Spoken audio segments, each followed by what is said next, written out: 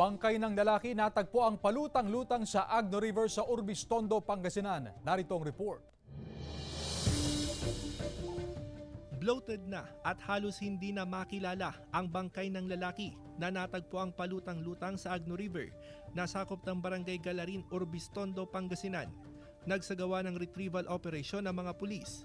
Isang magsasaka ang nakakita sa bangkay nang magpunta sa bukid para magpastol ng kanyang alagang hayop. Tiwala ang pulisya na walang foul play sa insidente. Wala naman tayong makita ng foul play, sir, sa buong katawan ng victim. Pero believed to be biktima lang talaga, sir, ng pagkalunod. Sa follow-up investigation ng pulisya, napag-alaman ng 34 anyos na biktima ay residente ng Barangay Piswak ng parehong bayan.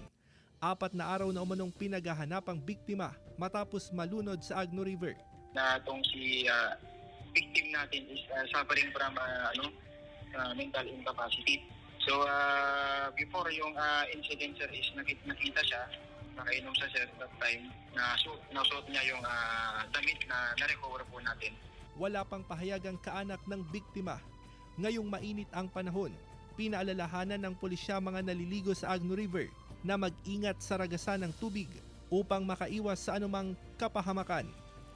Kasama si Jing Dakanay, Russell Simorio, One North Central Luzon.